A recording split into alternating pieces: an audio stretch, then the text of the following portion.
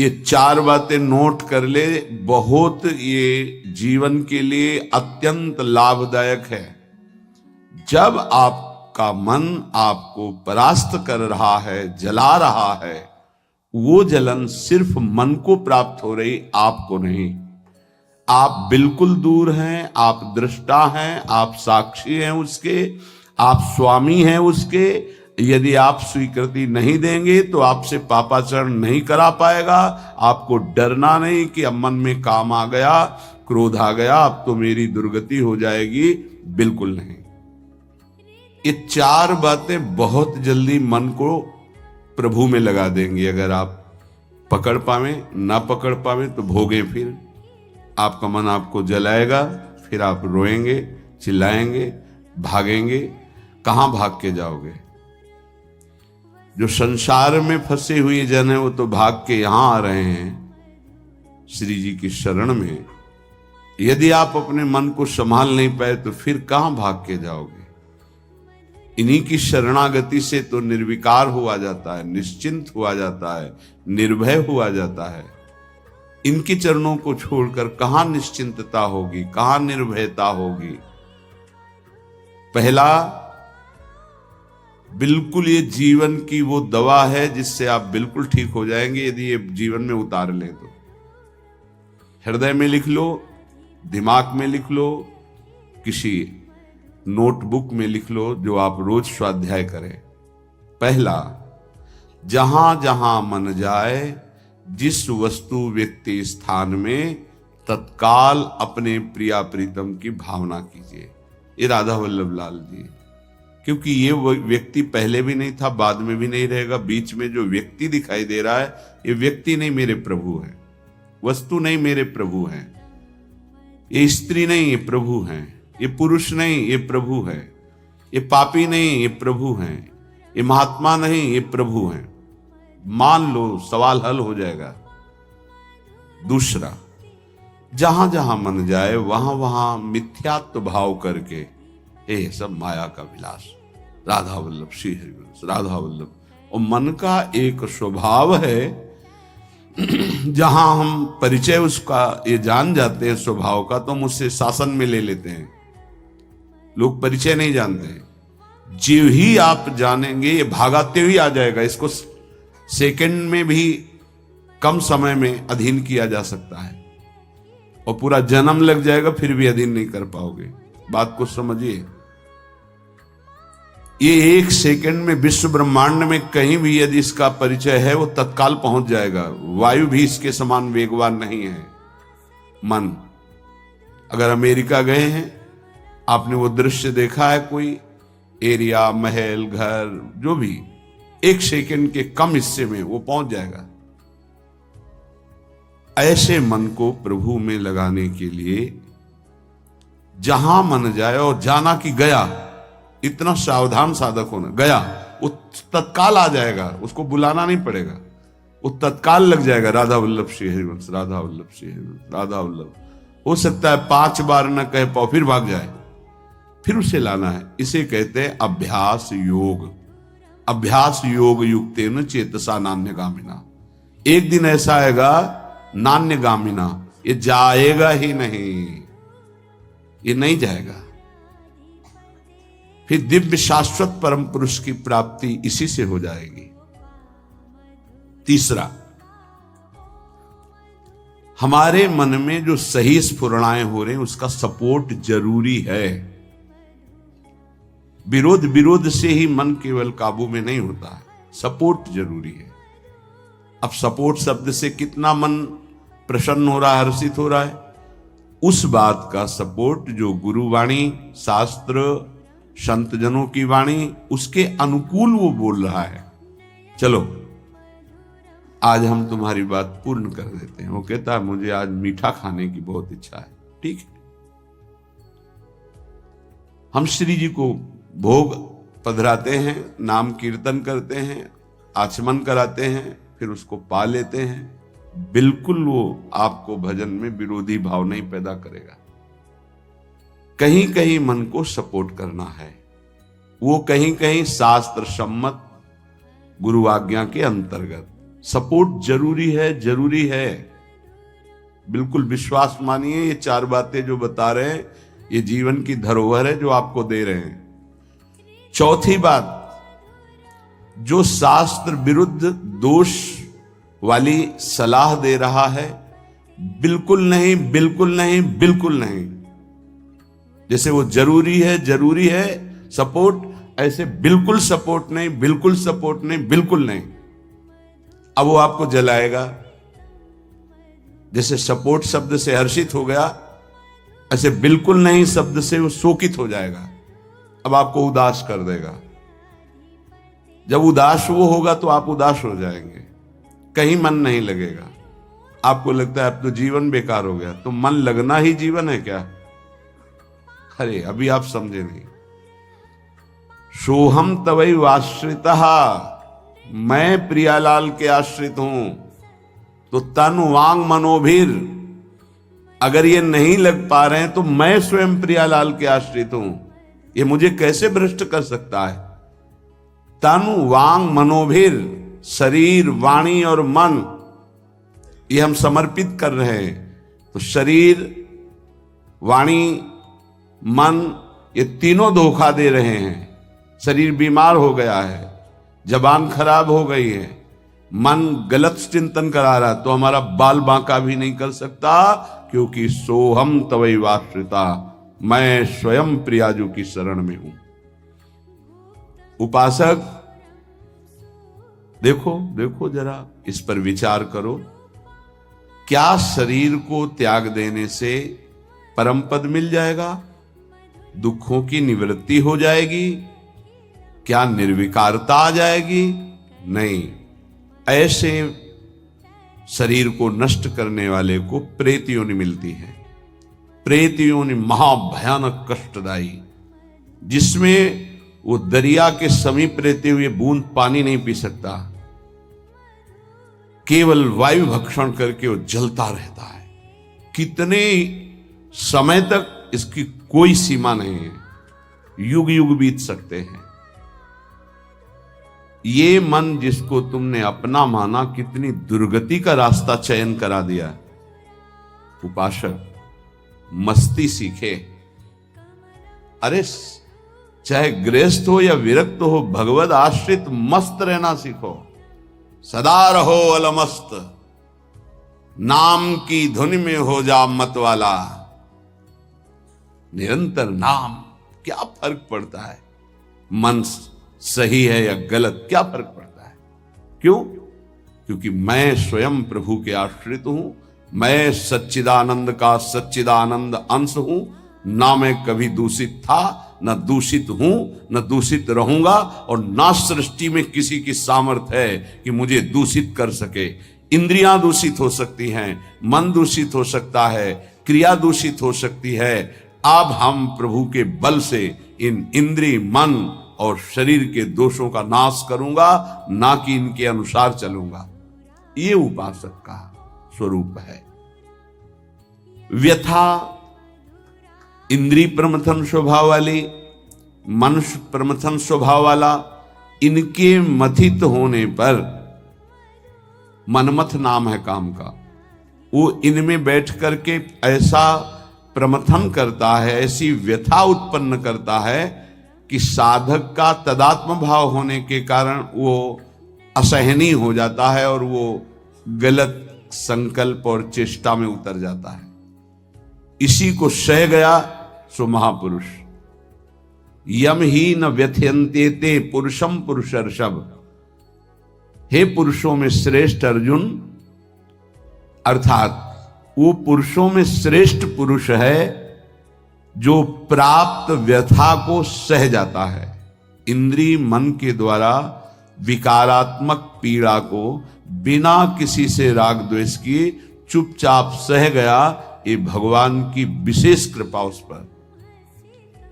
हमारा मन क्या बुद्धि के साथ सोचवाता है कि जब हमें जो काम सताया, लोभ मोह ममता जो भी, हमें वो तत्काल मिल गया और हम शांत हो गए तो सौभाग्य समझते हैं।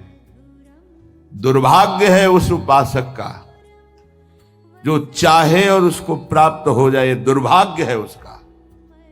सौभाग्यशाली वो है जो चाहे और ना मिले और जलता हुआ सह गया, उसे वो चीज मिलेगी जो त्रिभुवन में किसी को किसी साधना से नहीं मिलती। यम ही न व्यथ्यन्ते ते पुरुषम पुरुषर्षभ शम दुखा सुखाधीरम स्वमृतत्वाय कल्पते। वो अमृत पद का अधिकारी हो गया, वो अमर हो गया, अविनाशी हो गया, वो अविनाशी पद में आरूढ़ हो गया जो इस व्यथा को सह गया। व्यथा को सहने वाला वही होता है जो व्यथा का दृष्टा बनता है, भोगता नहीं। तुम दृष्टा हो, बात समझिए। आपने देखा आपका मन गलत चाह कर रहा है, ये आपने देखा, आप में नहीं है, मन में है। पर कहने को होता है कि मेरे मन में दोष आ गया, लेकिन मेरे मन में नहीं, वो मेरे में आ गया, मैंने स्वीकार कर लिया। यही दुर्दशा है माया के द्वारा की गई। इसी का नाम जड़ चेतन ग्रंथि है। यही चिज्जड़ ग्रंथि है जिसका नाश करते हैं वेदांत के द्वारा, भक्ति के द्वारा, योग के द्वारा, कर्म योग के द्वारा, सत्संग के द्वारा, शास्त्र स्वाध्याय के द्वारा। आपको विविध शास्त्रों का सार 5 मिनट में मिल गया। जो जीवन भर प्रयोग किया गया शास्त्र स्वाध्याय करके संतों की कृपा से, वो 5 मिनट में मिल गया। अगर इसे स्वीकार कर लें तो बहुत जल्दी आप महात्मा बन जाएंगे, चाहे गृहस्थ में हो या विरक्त में। महात्मा का संबोधन स्थिति से है, बाहरी किसी पद पदवी से नहीं। स्थिति होती है, उसे महात्मा कहते हैं। महात्मा शब्द भगवान के आगे भी लगता है, महात्मा श्री कृष्ण, ऐसा कई बार महाभारत में संबोधन हुआ। महापुरुष भगवान को कहते हैं, वंदे महापुरुष ते चरणारविंदम। जो भगवान में तन्मय हो गया वो महात्मा, जो भगवान में भगवत भाव को प्राप्त कर लिया वो महापुरुष, अर्थात भगवान और भगवान के जनों में अभेद स्थिति हो जाती है। अगर ये आज जो चर्चा हो रही इसको आप अपने जीवन में नहीं धारण कर पा रहे तो दुर्भाग्य है, जलोगे, रोगे, परेशान कर देगा तुम्हें मन। इसको बहुत बार सुनना। एक एक शब्द ये अमृत है, ये जीवन का सार हम आपको बता रहे हैं। मन से लड़ने की ये युक्तियां हैं जिससे साधु अपने मन को भगवान में लगाकर शांत करता है। जब हमारा मन भगवान में होने लगता है तो उसमें भाव का प्रादुर्भाव हो जाता है। फिर ये जो अभाव है इसी से कामनाएं प्रकट होती हैं। शब्द को पकड़ना, मन में सुख का अभाव ही भोगों की कामना पैदा करता है। मन में भगवत भाव ही निर्विकारता की स्थिति प्रदान करता है। जब आप इन 4 सूत्रों का प्रयोग करके मन को भाव में ले आएंगे तो यही मन जो आपको रुलाता है यही नचा देगा। पायो जी पायो मैंने राम रतन धन पायो, नाच पड़ोगे कि वस्तु अमोलक दी मेरे सतगुरु, निष्दिन बढ़त सवायो, रात दिन आनंद बढ़ रहा है, सदगुरु ने निहाल कर दिया। किसी को ऐसा लगता हो कि हाथ रखने से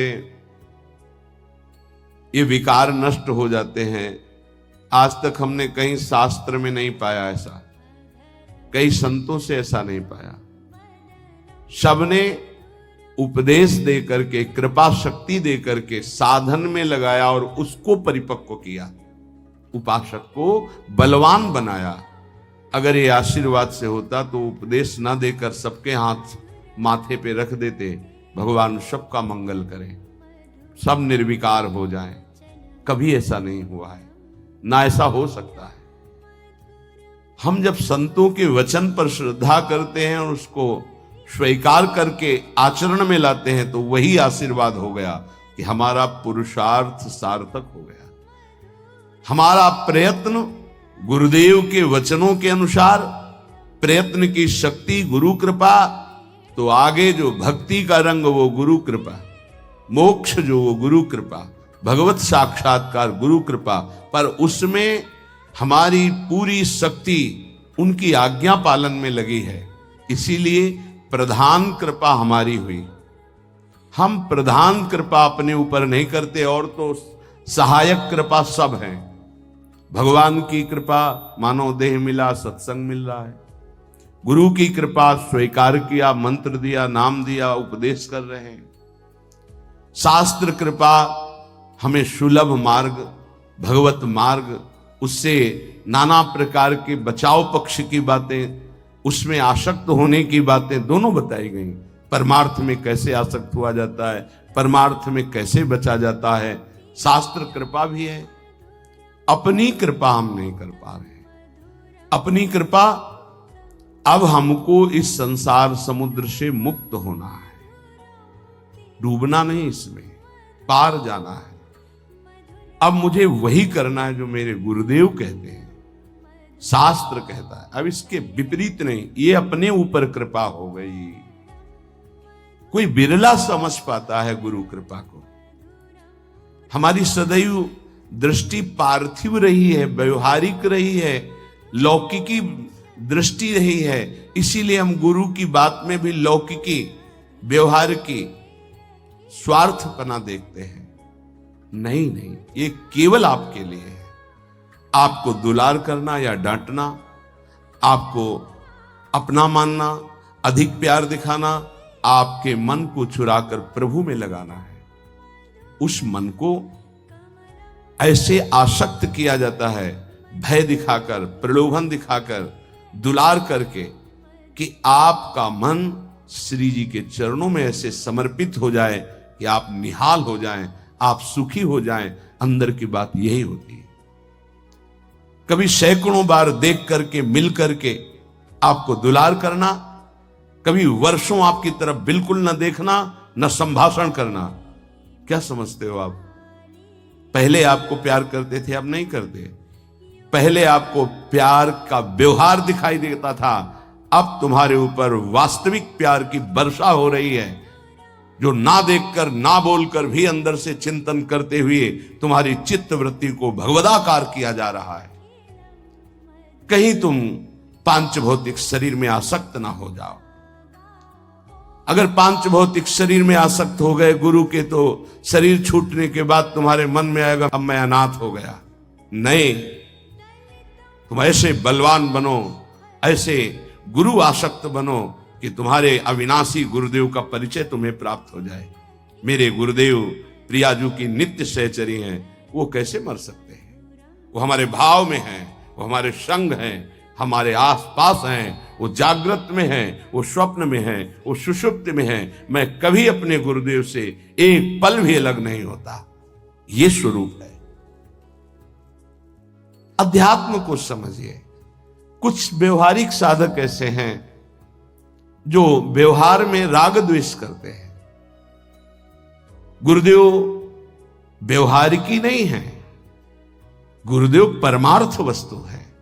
व्यवहार की लीला तुम्हारे साथ इसलिए हो रही कि तुम परमार्थ को जानते नहीं हो। जैसे बालक घुटनों के बल चलता है तो पिता घुटनों के बल हो जाता है, और उसके साथ साथ उसको सुख पहुंचाने के लिए वैसे ही चलते हुए बोलता है। इसका मतलब यह नहीं कि पिता बालक हो गया, वो केवल बालक के लिए वो ऐसा बना है। वो केवल उसको सुख देने के लिए, मेरा पुत्र है, इस संबंध के लिए। ऐसे ही आपसे विनोद करना, आपको दुलार करना, आपकी चित्त का आकर्षण करना प्रियाजू को भेंट देने के लिए है। तुम्हारा तन, तुम्हारा मन, तुम्हारा जीवन मेरी लाडली का बन जाए इसलिए है, मेरा बन जाए इसलिए नहीं। मेरा तो मेरा भी तन मेरे को प्रिय नहीं, तुम्हारा तन कैसे प्रिय हो सकता है? मेरा तो मेरा मन प्रिय नहीं, तुम्हारा मन कैसे दुलार करने के योग्य हो सकता है? इस रहस्य को समझोगे तो परमार्थ के दिव्य पथिक बन जाओगे। मन, तन, प्राण और मैं स्वयं प्रियालाल का हूं। अब हमको इसकी कोई परवाह नहीं कि मेरा मन क्या कहता है, मेरा तन क्या करता है। मेरे प्राण रहे कि ना रहे, मेरी गति बने कि ना बने, अब इस पर ऐसे उपासक के हृदय में ज्यादा समय नहीं लगता और भाव का प्रकाश कर देते हैं आचार्य, इष्टदेव, गुरुदेव। तब वो हृदय के नेत्र जब खुलते तो इन नेत्रों में प्रकाश होता है।